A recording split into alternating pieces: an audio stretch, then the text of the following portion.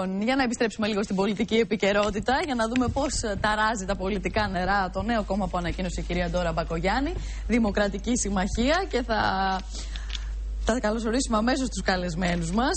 Είναι ο κύριος Γιώργος Αναστασόπουλος, είναι Διευθύνων Σύμβουλος του Φόρουμ για την Ελλάδα και ιδρυτικό μέλος της Δημοκρατικής Συμμαχίας. Καλημέρα σας.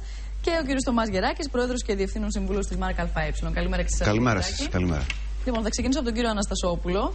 Καταρχάς, να μας δώσετε μια εικόνα για το αν είστε ικανοποιημένοι από τη χθεσινή ανακοίνωση του κόμματος. Θα έλεγα ότι είμαστε αρκετά ικανοποιημένοι. Και η ικανοποίηση δεν προκύπτει μόνο από το πλήθος του κόσμου που ήρθε να ενωθεί μαζί μας από όλη την Ελλάδα για να ξεκινήσουμε κάτι το οποίο εκτιμούμε ότι θα δώσει μια νέα πνοή στην ελληνική πολιτική σκηνή. Η δική μου ικανοποίηση περισσότερο, και θα σας το πω προσωπικά, είναι η εικόνα όλων αυτών των ανθρώπων οι οποίοι ήταν χαμογελαστοί. Δεν ήταν άνθρωποι που ήταν σαν να έχουν πάει σε μια αγκαρία.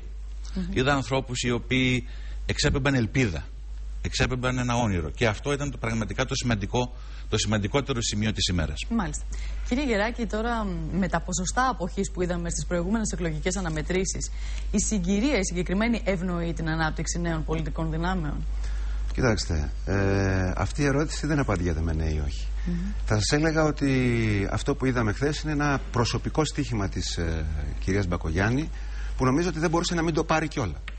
Ωστόσο, είναι πολύ νωρίς να σκεφτεί κανείς την πορεία αυτού του κόμματος, δηλαδή το πού θα πάει αυτό το κόμμα, διότι τα νέα κόμματα είναι δύο πράγματα διαφορετικά, κυρία Σαράφογλου. Το ένα είναι αυτό που λένε ότι είναι, που διατείνονται ότι είναι, και το δεύτερο είναι έτσι όπως τα αντιλαμβάνεται ο κόσμος. Εδώ βλέπουμε την πρώτη προσπάθεια να απαντηθεί το πρώτο ερώτημα, και φαντάζομαι και τις επόμενες ημέρες αυτό το ερώτημα θα απαντηθεί. Ως προς το δεύτερο όμως, ακόμα έχουμε πολύ χρόνο να διανύσουμε. Βέβαια, το παρελθόν δεν ευνοεί, φαίνεται ότι δεν ευνοεί αυτό που λέμε νέα κόμματα. Έχουμε δηλαδή δει πολλές προσπάθειες, και ιδίως στον χώρο της κεντροαριστεράς, και η Δημοκρατική Ανανέωση με τον κύριο Στεφανόπουλο από το 1985 να θυμηθούμε, και η πολιτική άνοιξη του κυρίου Σαμαρά το 1993, και το ΚΕΠ του κυρίου Αβραμόπουλου το Δεκέμβριο του 2010, αλλά και η φιλελεύθερη του Μάνου το 1998. Ωστόσο, πραγματικά είμαστε σε μια άλλη κατάσταση τώρα. Γι' αυτό μίλησα συγκεκριμένα για τη συγκυρία. Ναι, και εγώ θα έλεγα το εξής, ότι εγώ τρία θέματα τοποθετώ στο τραπέζι. Το ένα είναι του κατά πόσο θα πείσει η κυρία Μπακογιάννη ότι πρόκειται για ένα νέο κόμμα. Διότι είναι σαφές ότι η κυρία Μπακογιάννη προέρχεται από το παλιό, ωστόσο είναι σαφές ότι δεν μπορεί να γίνει κάτι που παρθενογέννησε, έτσι. Το δεύτερο είναι το κατά πόσο οι θέσεις αυτού του κόμματος πώς θα αγγίξουν την ελληνική κοινωνία. Δηλαδή, ακούσαμε θέσεις οι οποίες δεν έχουν διατυπωθεί από κανένα άλλο πολιτικό φορέα. Θα μας τις πει ο κύριος Αναστασόπουλος σε λίγο αναλυτικά. Εγώ θέλω να σας ρωτήσω, κύριε Γεράκη, από ποιους χώρους προέρχεται το ακροατήριο της Δημοκρατικής Συμμαχίας, μέχρι στιγμής δηλαδή, ποια είναι τα δεδομένα? Κοιτάξτε, και αυτό είναι ένα ζητούμενο. Δηλαδή, βλέπουμε ένα κόμμα να προσπαθεί να τοποθετηθεί μεταξύ του ΠΑΣΟΚ και της Νέας Δημοκρατίας. Ένα κόμμα το οποίο απευθύνεται στους απογοητευμένους του χθες. Ένα κόμμα το οποίο προσεγγίζει περισσότερο, θα έλεγα, τους ανθρώπους που δραστηριοποιούνται στην ελεύθερη αγορά, στον ιδιωτικό τομέα, και όχι στο δημόσιο. Και θα σας έλεγα και ένα κόσμο ο οποίος μετακινείται σαν εκρεμές από το ένα κόμμα στο άλλο. Δηλαδή, οι έρευνες έχουν δείξει, τουλάχιστον οι δικές μας, ότι ένα ποσοστό μεγάλο διψήφιο της τάξης του 15% έχουν ψηφίσει στη ζωή τους και ΠΑΣΟΚ και Νέα Δημοκρατία.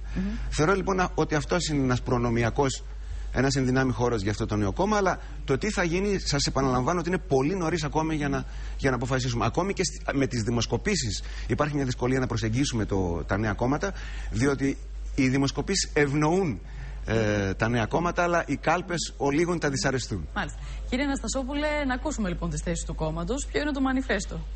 Λοιπόν, αυτό είναι, θα έλεγα, το ιδιαίτερα ενδιαφέρον σημείο, διότι η δική μας επιλογή είναι ακριβώς να εστιάσουμε στις θέσεις μας και να επιτρέψουμε στους πολίτες να επιλέξουν ακριβώς με βάση αυτό. Θα αναφέρω χαρακτηριστικά 5 παραδείγματα, τα οποία εκτιμούμε ότι είναι ένα πρώτο δείγμα θέσεων. Μιλήσαμε χτες για δραστική μείωση της φορολογίας με την εισαγωγή ενός χαμηλού ενιαίου φορολογικού συντελεστή της τάξης του 20%. Μιλήσαμε για μείωση του αριθμού των δημοσίων υπαλλήλων. έτσι ώστε το δημόσιο να λειτουργεί με τα 2/3 του σημερινού ανθρώπινου δυναμικού του. Μιλήσαμε για υποχρέωση των συνδικαλιστών να εργάζονται και για ευρύτερη αναθεώρηση του καθεστώτος που διέπει το συνδικαλισμό. Μιλήσαμε για καθιέρωση μυστικής καθολικής ψηφοφορίας για τις απεργίες. Μιλήσαμε για ένα σύστημα κουπουνιών εκπαίδευσης σε όλα τα επίπεδα εκπαίδευσης και αξιολόγησης των σχολείων και των εκπαιδευτικών. Πολιτικά, στο θέμα της επιλογής του μνημονίου, η κυρία Μπακογιάννη το έχει στηρίξει τις συγκεκριμένες αλλαγές. Έχει αλλάξει κάτι από τότε? Για να τα ξεκαθαρίσουμε λίγο τα πράγματα. Η κυρία Μπακογιάννη ψήφισε επί της αρχής. Δεν στήριξε τις επιμέρους αλλαγές. Μεγάλη πλειοψηφία αυτών των προτάσεων του ΠΑΣΟΚ τις καταψήφισε. Και ήταν ορθός. Διότι, να πω για παράδειγμα, η επιλογή για παράδειγμα της κατακόρυφης αύξησης της φορολογίας είναι μια επιλογή η οποία μας βρίσκει ριζικά αντίθετος. Έχουμε πλήρη και κάθετη αντίθεση με αυτό. Είναι καθαρά σοσιαλιστικό μέτρο, το οποίο το μόνο που μπορεί να κάνει είναι να πνίξει την αγορά. Πώς μπορεί κανείς να υποστηρίξει κάτι τέτοιο? Η επιλογή στήριξης ήταν στην λογική ότι τη στιγμή εκείνη, αν δεν εισέρεαν στη χώρα τα δις από την Ευρωπαϊκή Ένωση και του ΔΝΤ, η χώρα θα χρεοκοπούσε. Δεν θα μπορούσαμε να πληρώσουμε την επόμενη μέρα μισθούς. Όχι να μειώσουμε μισθούς. Δεν θα μπορούσαμε να πληρώσουμε κανένα μισθό. Κρινόταν αναγκαίο λοιπόν σε δεδομένη χρονική στιγμή, λέτε. Κύριε Γεράκη, ναι, ολοκληρώστε, κύριε Αναστασόπουλο. Ναι, δεν θα μπορούσαμε να πληρώσουμε συντάξεις. Αυτά είναι πράγματα τα οποία κάποιος δεν μπορεί να πάρει την ευθύνη και να πει δεν θα γίνουν. Μόνο με μια επιλογή λαϊκισμού μπορεί να πει κάποιος, όχι, δεν πρέπει να γίνει. Η επιλογή πάντως πρέπει να είναι πάντα η σοβαρότητα και η σύνεση. Και αυτή πρέπει να μας χαρακτηρίζει. Κύριε Γεράκη, τώρα αλλάζει κάτι στην πολιτική γεωγραφία, με δεδομένο ότι η κυρία Μπακογιάννη τοποθετεί το κόμμα της στο κέντρο. Κοιτάξτε, το κέντρο είναι ένα θελκτικό σημείο, διότι είμαστε μια κεντρώα κοινωνία. Σαφώς κάτι αλλάζει και το θέμα είναι ότι δεν ξέρουμε αν έχει ολοκληρωθεί αυτή η αλλαγή. Δηλαδή, βλέπουμε ότι δεν είναι το μόνο πολιτικό μόρφωμα αυτή τη στιγμή που εμφανίζεται. Έχουμε και ένα μόρφωμα από το κομμάτι της αριστεράς και δεν ξέρουμε ακόμη. Για παράδειγμα, η κίνηση του κυρίου Δημαρά, έχω την εντύπωση ότι ενώ εμφανίζεται ως μια αυτοδιοικητική κίνηση, έχει βάλει λίγο το πόδι στην πόρτα του πολιτικού σκηνικού και δεν ξέρουμε κτλ. Βέβαια, όλα είναι τελείως διαφορετικά. Δεν μπορεί να πει κανείς με συνταγές του παρελθόντος ότι μπορεί να προβλέψει κάποια πράγματα. Ένα παράδειγμα να σας πω. Το κόμμα, το ΚΕΠ του κ. Αβραμόπουλου με τους φιλελεύθερους του κ. Μάνου. Το ΚΕΠ του κ. Αβραμόπουλου ήταν ένα λευκό χαρτί, αν ενθυμίστε, με τη φωτογραφία του κ. Αβραμόπουλου και προέβαλε ο ψηφοφόρος ό,τι ήθελε σε αυτό. Το ΚΕΠ του κ. Μάνου ήταν κάτι εντελώς διαφορετικό. Είχε και αυτό συγκεκριμένες θέσεις. Αν είχε διαβάσει κανείς τα κείμενα για τη δομή του κόμματος, ήταν πρωτοπόρο για την εποχή του. Ωστόσο και τα δύο μορφώματα τελείως διαφορετικά βλέπουμε ότι δεν επιβραβεύτηκαν από την ελληνική κοινωνία. Υπ' αυτή την έννοια όμως, επαναλαμβάνω, επειδή είμαστε σε ένα νέο περιβάλλον, το στίχημα που πήρε η κυρία Μπακογιάννη σαφώς είναι τολμηρό. Οι θέσεις πραγματικά είναι τολμηρές, δεν έχουν ακουστεί, δεν έχει τολμήσει άλλο πολιτικό κόμμα να τις θέσει και είναι πολύ ενδιαφέρον να δούμε πώς θα τις εκλάβει η ελληνική κοινωνία, η οποία, κυρία Σαράφογλου, είναι γαλουχημένη με άλλου είδους ιδεολογήματα και πολιτικές. Κύριε Αναστασόπουλε, λοιπόν, είναι ευδιάκριτα, συμφωνείτε και εσείς με την άποψη του κυρίου Γεράκη, τα όρια που έχει θέσει το κόμμα της Δημοκρατικής Συμμαχίας, οι διαφορές του με τα υπόλοιπα κόμματα?